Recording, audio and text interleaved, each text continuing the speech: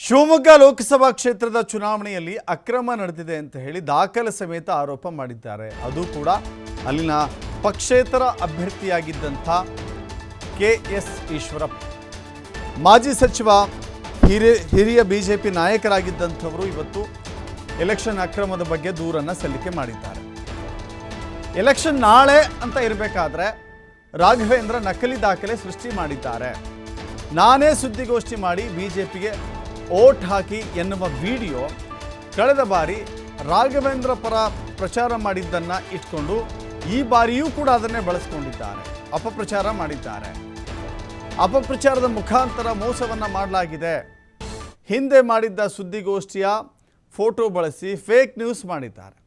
ಚುನಾವಣಾ ಆಯೋಗಕ್ಕೆ ದೂರು ನೀಡಿದ್ದಾರೆ ಈಶ್ವರಪ್ಪ. ಅದನ್ನು ದಾಖಲೆಗಳ ಸಮೇತವಾಗಿ ಚುನಾವಣಾ ಆಯೋಗಕ್ಕೆ ಸಲ್ಲಿಕೆ ಮಾಡಿದ್ದಾರೆ.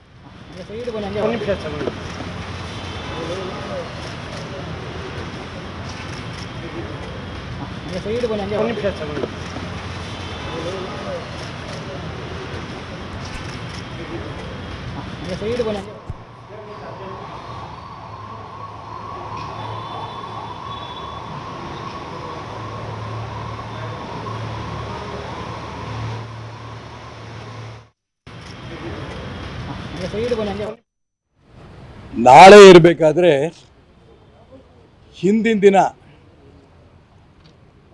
ಚುನಾವಣೆಯನ್ನು ಸೋಲ್ತೀವಿ ಅನ್ನೋಂಥ ನಂಬಿಕೆ ಮೇಲೆ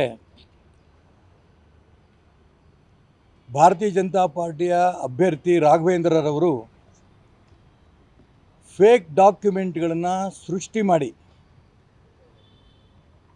ಅದನ್ನು ಬಿಡುಗಡೆ ಮಾಡಿದ್ದಾರೆ. ನಂದು ಮತ್ತು ನರೇಂದ್ರ ಮೋದಿಯವರ ಫೋಟೋ ಹಾಕಿ ಡೂಪ್ಲಿಕೇಟು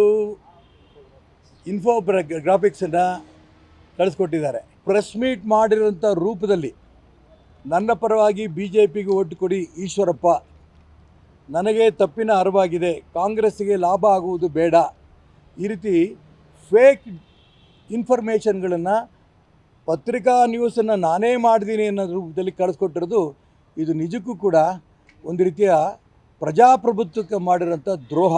ಹಿಂದಿನ ಲೋಕಸಭೆ ಚುನಾವಣೆಯಲ್ಲಿ ನಾನು ಅವರಿಗೆ ಪ್ರಚಾರ ಮಾಡಿದ್ದನ್ನು ಈಗ ಅದನ್ನು ದುರುಪಯೋಗ ಮಾಡಿಕೊಂಡಿದ್ದಾರೆ. ಅದರ ಪೆನ್ಡ್ರೈವ್ ಕೂಡ ನಿಮಗೆ ಕೊಟ್ಟಿದೆ.